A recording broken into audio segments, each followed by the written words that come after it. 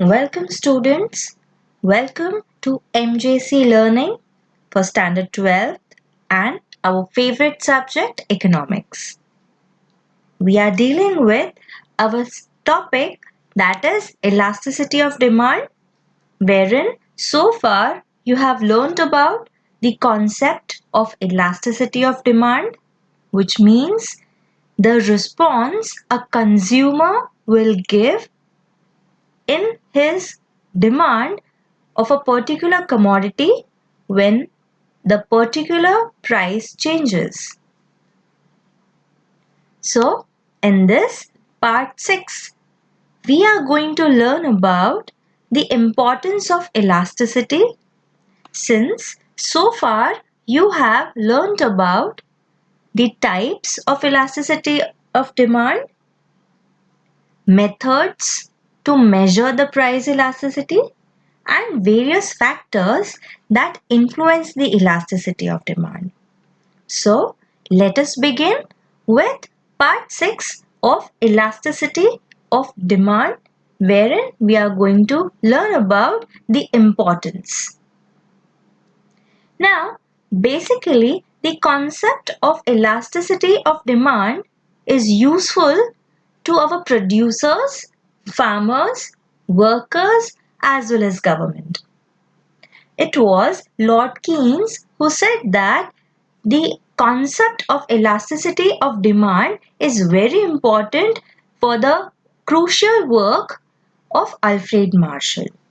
So, students, let us begin with the very first importance of elasticity of demand.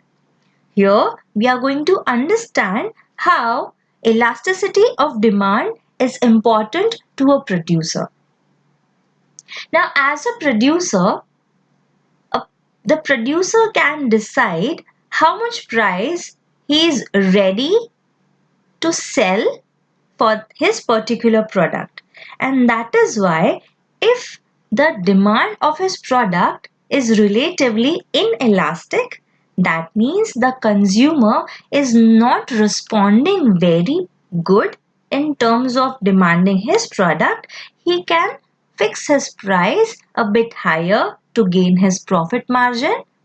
Or on the other hand, or vice versa, we can say that if his product is relatively elastic, he can fix his price down at a lower price so that majority of the product will be demanded and hence he can gain profit. That is why it is very important that a producer, or you can say a monopolist, also can make use of the elasticity of demand in order to practice his price discrimination. Moving on to how important it is to the government. Now, whenever the government is putting up a taxation policy, it is thoroughly on the basis of the elasticity of demand.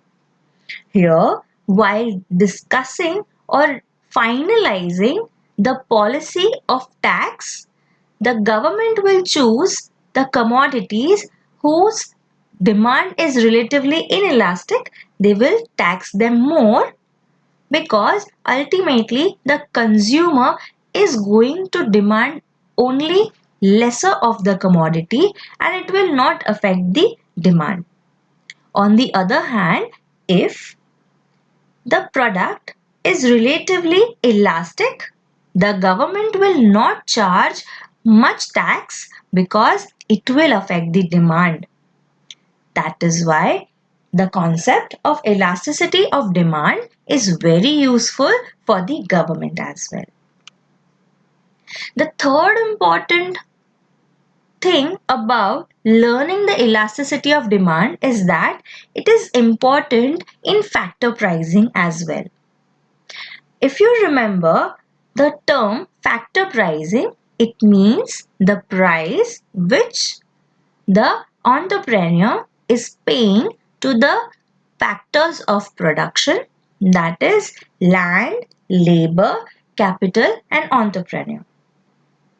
So let us understand how factor pricing is useful for the producer in discussing about the factor pricing. Now, basically, the demand for the product, if it is relatively inelastic, the factors can charge higher price than the product whose demand is relatively elastic. To put in more precisely, we have an example here.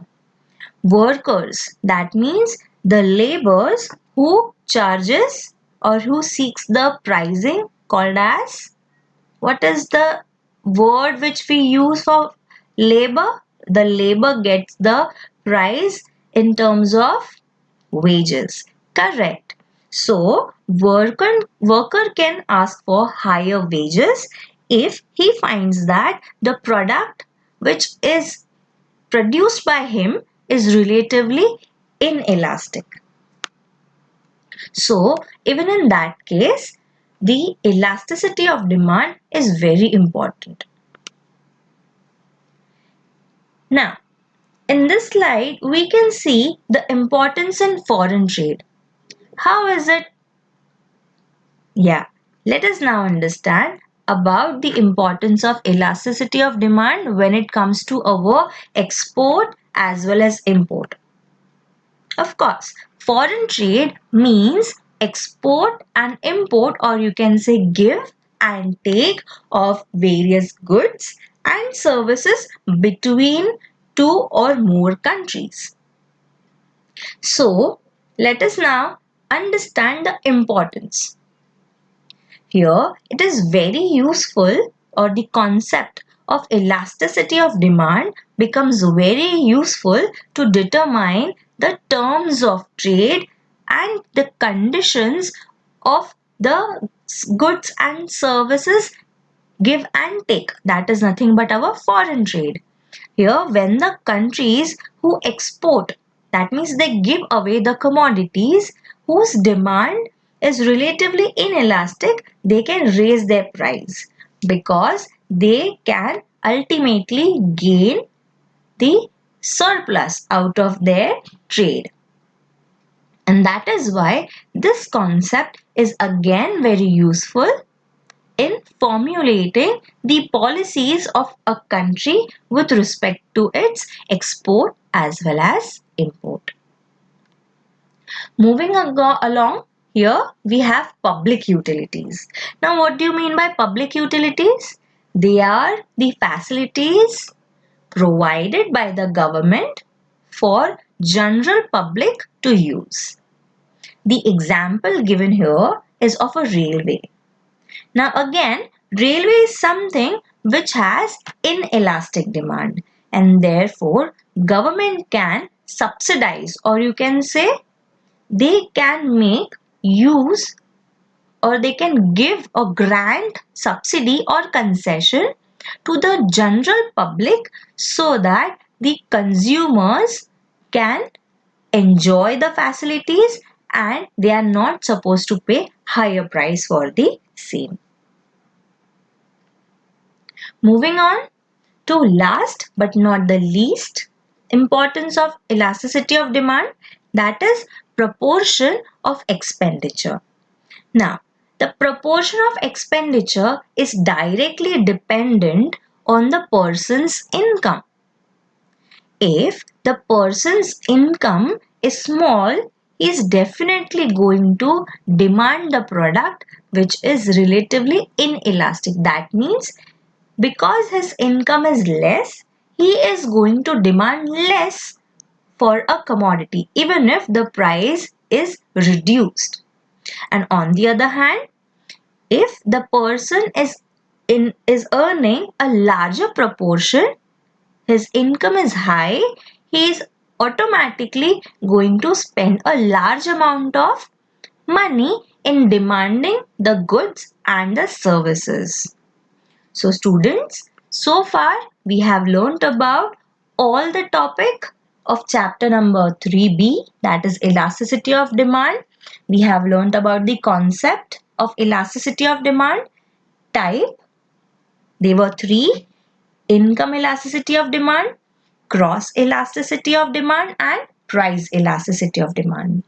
Then we specifically moved to the types of price elasticity of demand. They were five: unitary elasticity, relatively inelastic demand, relatively elastic demand, perfectly elastic demand, and perfectly inelastic demand. Then we moved on to methods of how to measure price elasticity, then various factors which influence elasticity, and today we have dealt with the importance of elasticity of demand. I hope you all are clear with all the concepts, and let us move on to the next chapter in the next session when we are going to deal up with our chapter called as supply analysis. Let's wait for the golden time to approach. Till then, take care, happy learning and enjoy. Thank you.